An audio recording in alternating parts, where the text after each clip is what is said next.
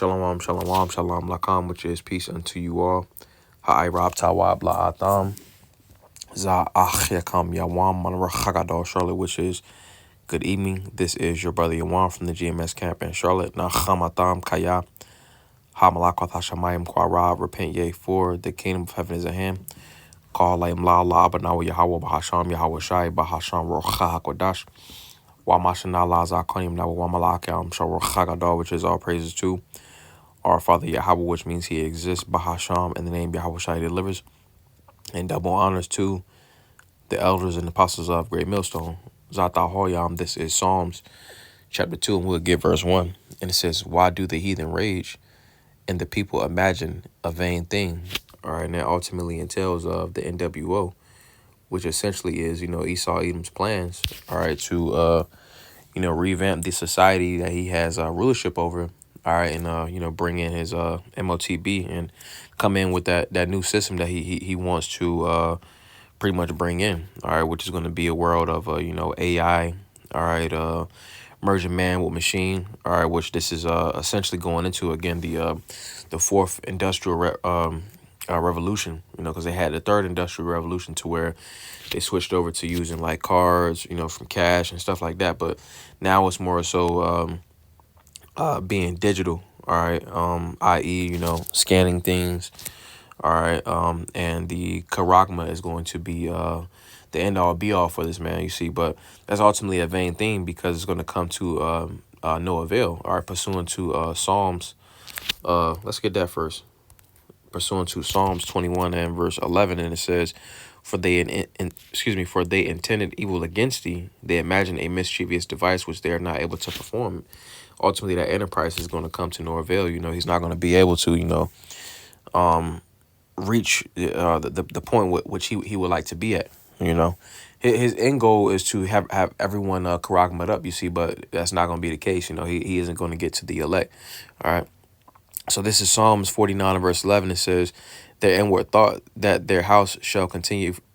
Their inward thought is that their houses shall continue forever, and their dwelling places to all generations. They call their lands after their own names. All right, America. All right, Africa. Africa goes into Leo Cyprius Africanus, if I'm not mistaken, and America goes into Amerigo Vespucci. All right, but ultimately, they feel as if their lineage or their rulership is going to continue forever, and that's why they ultimately are doing the NWO, but that's a vain thing ultimately. So it says the kings of the earth set themselves and the rulers take counsel together against the Lord and against his anointed, saying, all right, and where was this at? All right, Thahalyam, Psalms 83, the 83rd chapter. All right, we'll get that. This is Psalms Thahalyam 83 and verse 1. It says, keep not thou silence, O power, hold not thy peace, and be not still, O power. For lo, thine enemies make a tumult, and they that hate thee have lifted up the head. They have taken crafty counsel against thy people and consulted against thy hidden ones. They have said, come and let us cut them off from being a nation, that the name of Yasha may be no more in remembrance. And they've done this, all right, ultimately by, keeping Jake in a state of not knowing, who they are, all right, and ultimately keeping themselves up, all right, on a totem pole, so to speak, you see, and again, going to the different meetings to where they're communing together. The G7 meetings, Davos meetings, all of these are essentially meetings to keep Jake, how they can further enslave Jake, all right, and then ultimately push forth their enterprise, all right.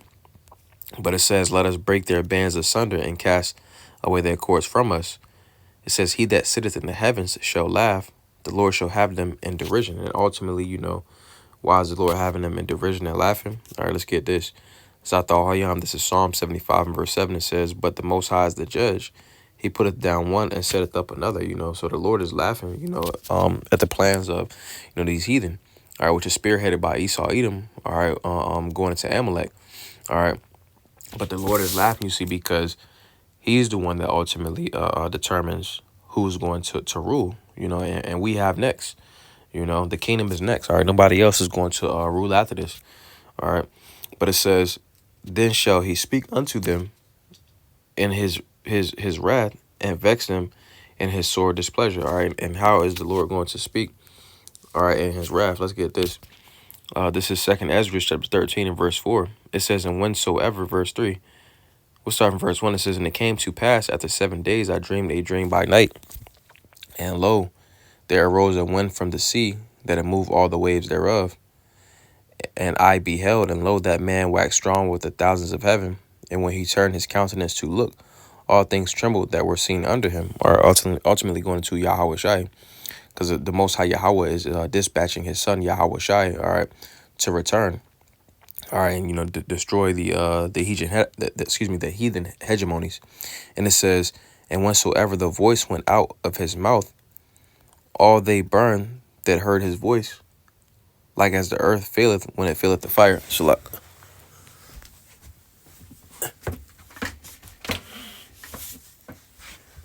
I'm running it back. 2nd Ezra chapter 13 and verse 4. It says, and whensoever the voice went out of his mouth, all they burned that heard his voice, like as the earth faileth when it faileth the fire. Because ultimately, the Lord's going to speak, to the heathen, all right, by essentially judging them, all right. And the Lord Yahweh Shai, as this verse or as this chapter is going to go into, the nukes is going to be destroying and devouring, the land, all right, America and various different other places, you see. But then also, the laser beams on the chariots is going to be zapping, the heathen, all right, in 2/3. All right. Verse 5, it says, and after this I beheld, and lo, there was gathered together a multitude of men out of number from the four winds of heaven to subdue the man that came out of the sea. It says, but I beheld, and lo, he had graved himself a great mountain and flew upon it. All right. But I would have seen the region or a place where out the hill was graven, and I could not, because the fathership, it was so big.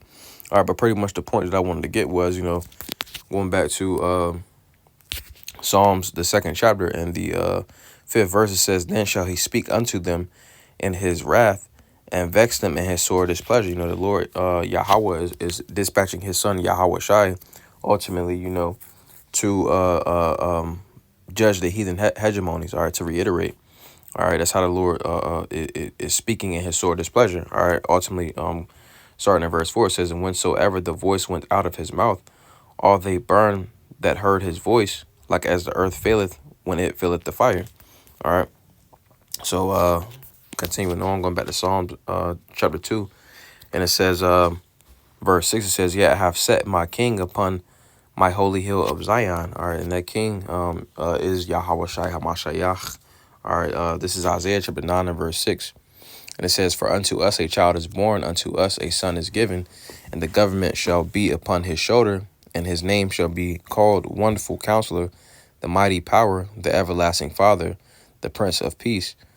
Of the increase of his government and peace there shall be no end, upon the throne of David and upon his kingdom, to order it and to establish it with judgment and with justice from henceforth, even forever. The zeal of the Lord, Yahweh Bahasham, Yahweh Shai of hosts, will perform this. All right, he's going to sit upon the throne of David. You see, it's going to be the Most High Yahweh, all right, our Lord Yahweh Shai, all right, King David, and so on and so forth. All right. So continuing on in that Psalms, the 2nd chapter, and we were at verse 7. It says, I will declare the decree. The Lord said unto me, hath said unto me, thou art my son, this day I have begotten thee. Ask of me, and I shall give thee the heathen for thine inheritance, and the uttermost parts of the earth for thy possession. Thou shalt break them with a rod of iron, and thou shalt dash them in pieces like a potter's vessel. All right, and it's ultimately, this can be found in Revelation, the 2nd chapter, and the 26th verse. And it says, and he that overcometh and keepeth my works unto the end, to him will I give power over the nations. All right, and that word for power, it has a manifold meaning, you see, but ultimately, the elect is joint heirs with the Lord Yahweh Shai, so it's going to be a first and foremost is the Lord Yahweh Shai's kingdom, you see. So he's going to be ruling, you see. But again, the elect is going to be joint heirs. So it says, and he that verse 27, it says, and he shall rule them with a rod of iron, as vessels of a potter shall they be broken to shivers, even as I received of my father, you see. So it's going to be a very strict and stringent servitude, for these heathen, all right, ultimately going to how severe it's going to be in righteousness. All right. So going back to Psalms, the second chapter, and we're at verse 9. And verse 10, it says, "Be wise now, therefore, O ye kings, be instructed, ye judges of the earth." All right. And ultimately, this is done through, this right here. It's like Yeshaya, this is Isaiah chapter 1 and verse 17. It says, "Learn to do well, seek judgment, relieve the oppressed, judge the fatherless, plead for the widow." So ultimately, we're putting off that old man. All right. And we're essentially learning, to do that which is good. All right. And, we have been blessed, to have our elders and apostles, all right, because, the way has been made plain in the spirit. This is Isaiah 30 and 20 says, and though the Lord give you the bread of adversity and the water of affliction, yet shall not thy teachers be removed into a corner anymore, but thine eyes shall see thy teachers. All right. And ultimately, again, starting with the elders and apostles on down. All right. So going back to Psalms, the second chapter, and we'll get verse 11, and it says, "Serve the Lord with fear and rejoice with trembling." All right. Because ultimately, what makes a man godly, lowercase g, is piety, true reverence. All right. Which ultimately goes into that fear, because the fear, that's, the scriptures say that fear of the Lord is his treasure, But it says, "Kiss the Son, lest he be angry, and ye perish from the way, when his wrath is kindled but a little. Blessed are all they that put their trust in him." All right. And ultimately how, we kiss the Son, by showing favor. All right. That's a similitude for showing favor.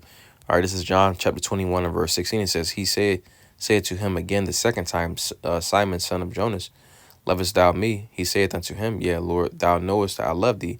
He saith unto him, Feed my sheep." So ultimately, we show favor unto the Lord by feeding the sheep. All right. Rightly dividing the word of truth and doing the things that we need to do in the spirit. All right.